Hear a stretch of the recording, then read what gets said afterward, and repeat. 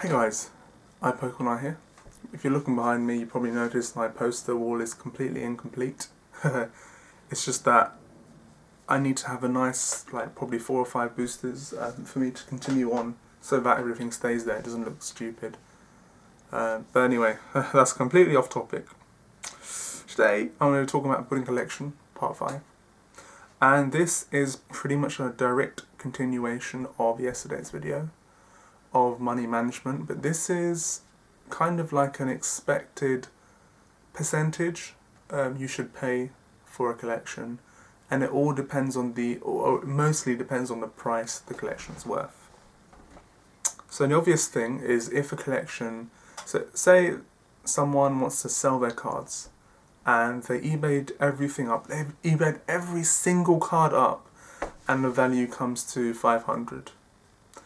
Now, when they say I valued everything up, these are the collections I absolutely avoid, because these people also value the irrelevant stuff, which is where we, you and me, we make our money on. We make our money on the irrelevant stuff. And especially when people eBay that stuff, it hurts. It's like, there's no room for profit. Next. So, if I'm honest, those kinds of people you have to avoid. You cannot, eventually they will sell stuff, they'll break stuff down, they might want to sell the absolute rubbish stuff, but the people that eBay every single card, you have to stay away from. And I mean you have to. I've wasted hours and hours, probably days, on people like those people, that value every single card by eBay. Every single card, the stuff that shouldn't be valued, I don't have anything on my table right now, but when we get our little gems from. So that's first and foremost. I just had to say that point out before I start the main video. So you have to scope for profit. I honestly pay 50% to 60% of what the cards are on eBay, which is the actual relevant cards. So if I buy a collection for, let's say, 500, I will pay up to 300 for the collection, if only the relevant cards are included in that price. Now, as hard as it sounds, or maybe it sounds unbelievable to you guys, it's very, very possible. It's all about how you approach making an offer. That's incredibly important. Don't lowball. If you lowball, it's the worst feeling. Imagine you have 10 Omegas you want to shift. Just imagine. I know pretty much anyone who's watching this isn't going to have 10 Omegas, and I don't even have 10 Omegas to shift.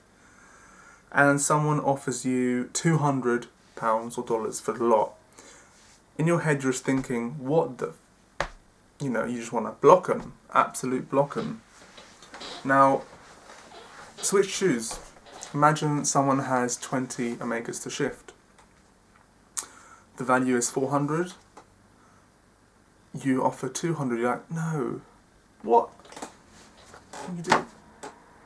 You can't just offer 200. You have to give your reasons why you're offering X amount of money. So, okay, maybe because everything is Omegas are very shiftable, high in demand, they're probably quite a bad example. But say a collection's worth 500 and you offer them 150. Usually the answer is going to be no. If you get a yes, you'll be very lucky. You should be quite sceptical because you need to check the conditions of cards as well. But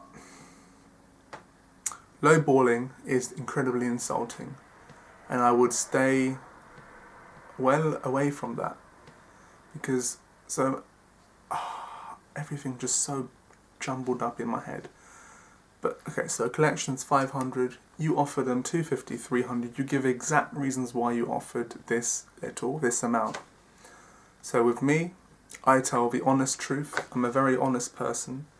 I tell people, I offered this amount, but this is what it's worth.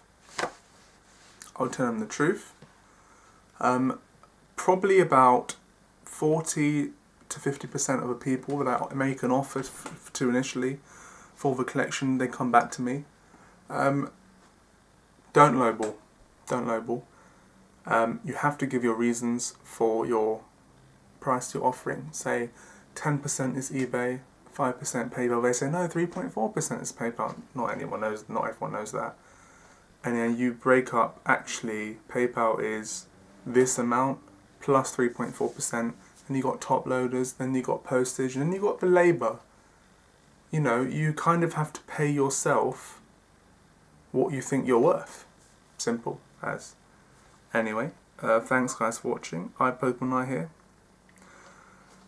Percentage you should look to pay is about 60%, 70% at absolute max, but this also depends on the cards inside the collection. If it's all irrelevant, usually stick away. You need to have some irrelevant stuff, a lot of irrelevant stuff to play around with to see how much you can make with it. A completely relevant binder, presuming that you can shift everything, I think 70% is actually quite fair, because you're under the assumption that you will shift everything pretty quickly, because that's how relevant stuff works. Anyway, thanks guys for watching. iPokemon here. Unfortunately, my rant is back on, but we'll see what tomorrow's video brings us.